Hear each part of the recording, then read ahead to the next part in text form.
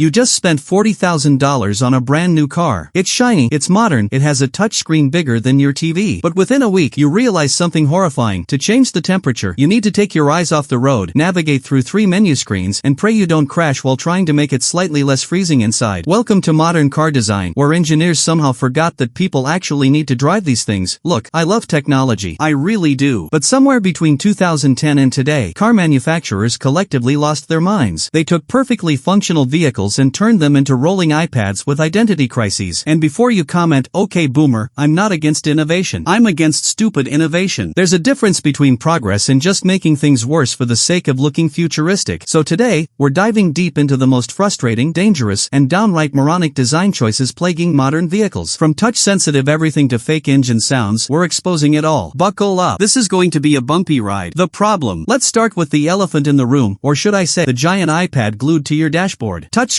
have invaded cars like a virus, replacing every single physical button and knob that actually worked perfectly fine. Tesla started this madness, and now everyone's copying them like students cheating off the wrong person's test. Here's what car manufacturers don't seem to understand. Physical buttons have tactile feedback. You can operate them without looking. You know, that thing you're supposed to do while driving? Keep your eyes on the road? Real-world dangers. Studies have shown that using touchscreen controls while driving increases reaction time by up to 57%. That's worse than texting and driving in some cases.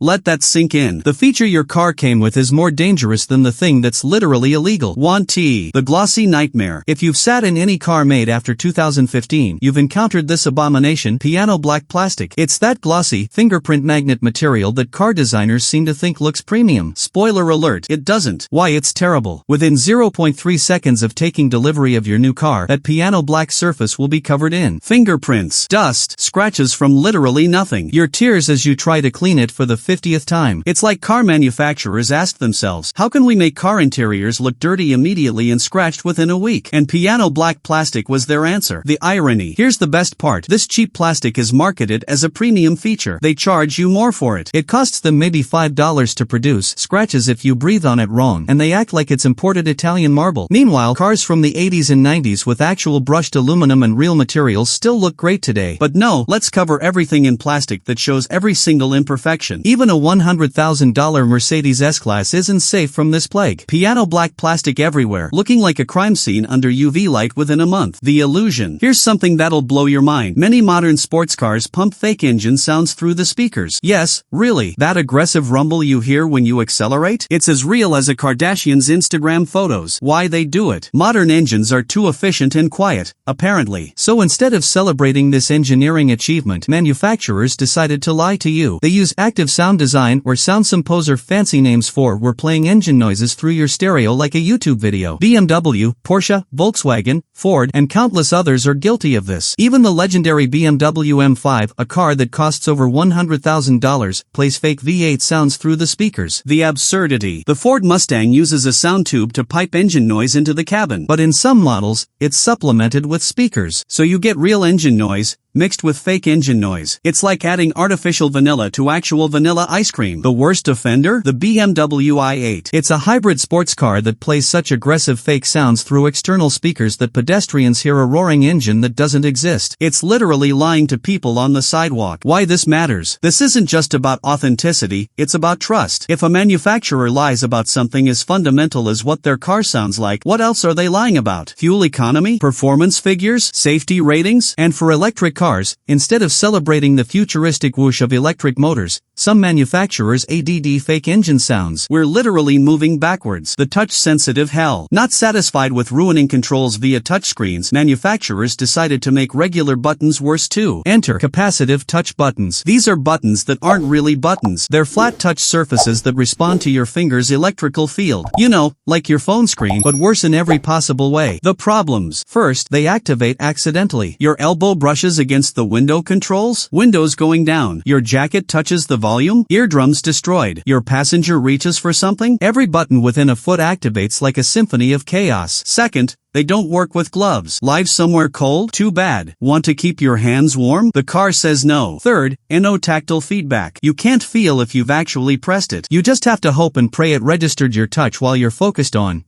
driving. Real examples. The Volkswagen Golf MK8 launched with capacitive touch controls for climate and volume. The backlash was so severe that automotive journalists called it a catastrophic failure in usability. VW's response? It's what customers want. No, VW, it's what nobody asked for. Tesla's steering wheel controls are also capacitive. Want to use cruise control? Better hope your finger is at exactly the right angle and moisture level or it won't register. Fun at highway speeds. Over-engineering simplicity. Humans have been opening doors for thousands of years. It's not complicated. Grab handle, pull handle, door opens. But modern car designers looked at this and thought, we can make this worse. Tesla's approach. Tesla vehicles have electronic door handles that sit flush with the body. They look cool, sure, but they've also trapped people inside burning cars. Yes, actually trapped people. In emergencies, there's a manual release, but it's hidden and non-intuitive. In a fire or accident, when you're panicked, try finding the secret latch that you've never used before. Good luck. There have been multiple documented cases of people dying in Teslas because they couldn't figure out how to open the doors during emergencies. That's not innovation, that's negligent design. Other offenders. Range Rovers have electronic door handles that pop out when you unlock the car. Cool, until the battery dies. Then you're locked out of your own car, standing in the rain,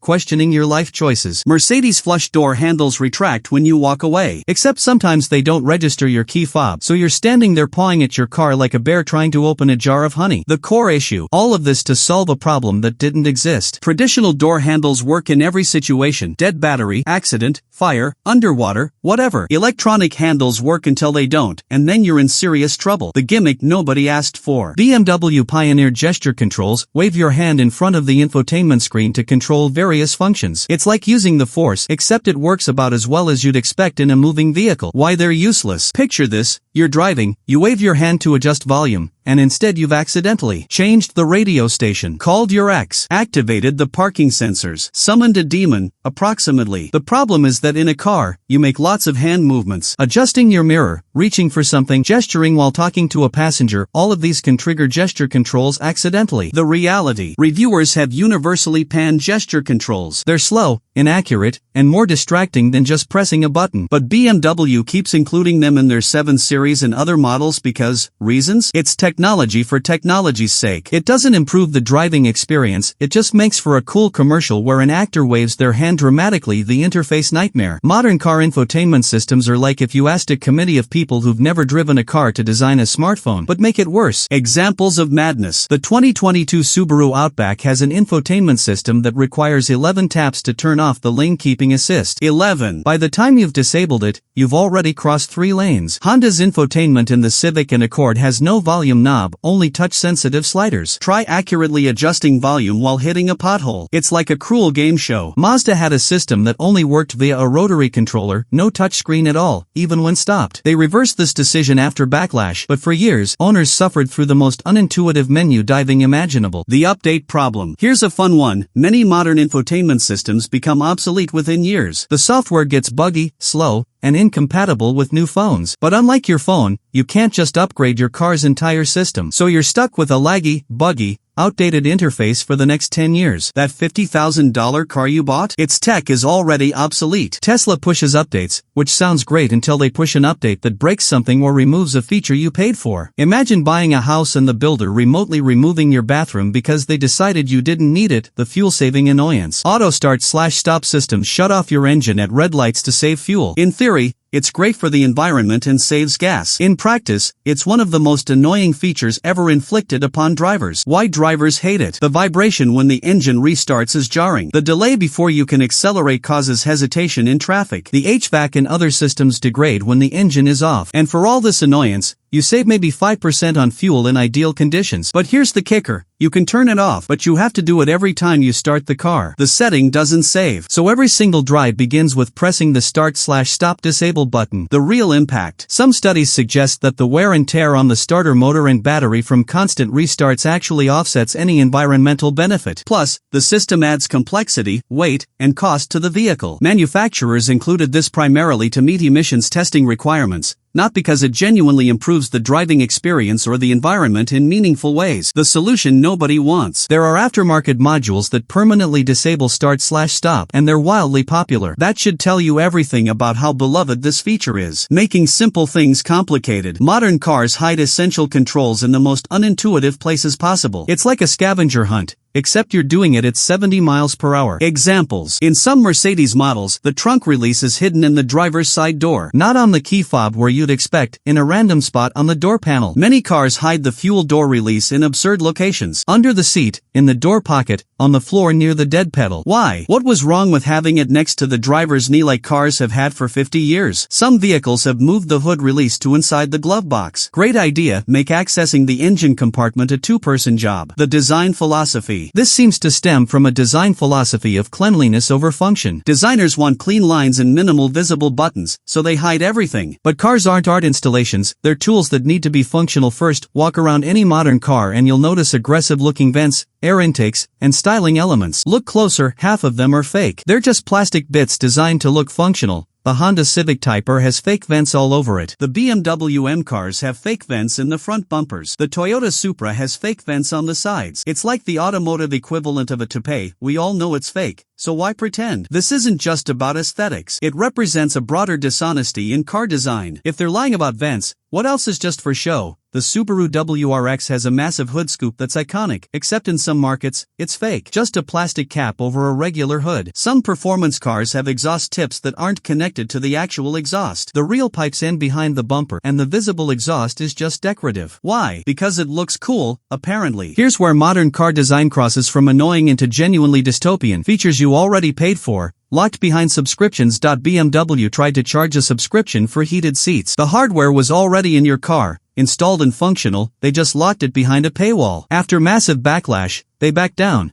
But the fact that they tried tells you where the industry is heading. Toyota charges a subscription for their remote start feature on key fobs. Not the app-based remote start, the physical key fob that you already own. They want you to pay monthly to use the button you're literally holding. Tesla charges for premium connectivity features like satellite maps and streaming music. Even if you paid $80,000 for your car, this is where we're headed. Cars you don't truly own. You'll buy the hardware, but rent the features. Want adaptive cruise control? That's $9.99 per month. Heated steering wheel? $4.99 per month. Want all your car's features to work? That'll be $50 per month. Thank you very much. It's the worst parts of smartphone culture applied to something that costs 50 times more and lasts 10 times longer. You paid for the car. The hardware is installed. The R&D is done. Now they want to charge you monthly to use what you already bought. It's double dipping. Pure and simple. The transmission war has gotten out of hand. We've gone from 4-speed automatics to 10 speeds. Ford and GM have 10-speed transmissions. Mercedes has a 9-speed. Lexus had an 8-speed. But here's the thing,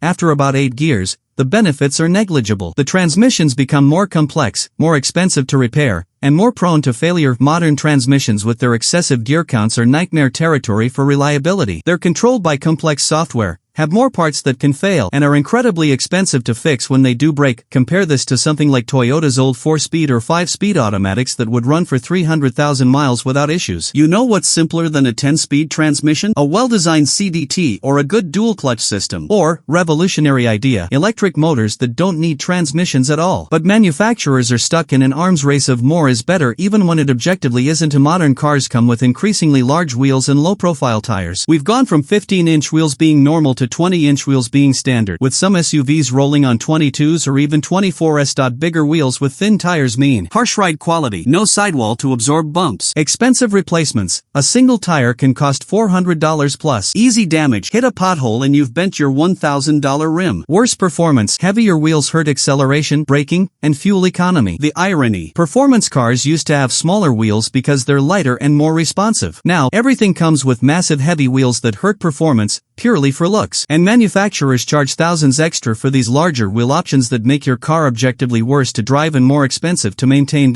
So what's going on here? Why are modern cars plagued with these dumb designs? The answer is simple. Car manufacturers are prioritizing appearances over function and sales over usability. They're designing cars to look good in showrooms and commercials, not to be used for 10 plus years of real-world driving. They're adding technology because it tests well with focus groups, not because it makes cars better to drive. And they're getting away with it because most people don't realize how bad it is until after they've bought the car. The good news? We have power as consumers. When BMW tried to charge for heated seats, the backlash forced them to reverse course. When VW's capacitive controls were universally panned, they had to acknowledge the problem. Vote with your wallet. Read reviews that specifically mention usability, not just specs. Test drive cars and actually try to use all the controls. Don't buy based on how something looks in a commercial. And most importantly, demand better. Car manufacturers listen to sales data. If poorly designed cars don't sell, they'll change course. Not all manufacturers have lost their minds. Mazda still includes physical controls and focuses on driving dynamics. Some Honda models have resisted the worst trends. Hyundai/Genesis is finding a good balance between tech and usability. These companies prove that you can make modern, technologically advanced cars without sacrificing basic functionality. Modern cars should be better than ever. We have the technology, materials, and knowledge to make vehicles that are safe, efficient, reliable, and enjoyable to drive. Instead, we get piano black plastic, fake engine sounds, and touchscreens that require you to take a computer science degree to adjust the air conditioning. We deserve better. And if enough of us demand it, we'll get it. If this video annoyed you as much as modern car design annoys me, hit that subscribe button, drop a comment with the dumbest car feature you've encountered, and share this with anyone who's ever complained about their new car being worse than their old one. Thanks for watching, and remember, just because it's new doesn't mean it's better.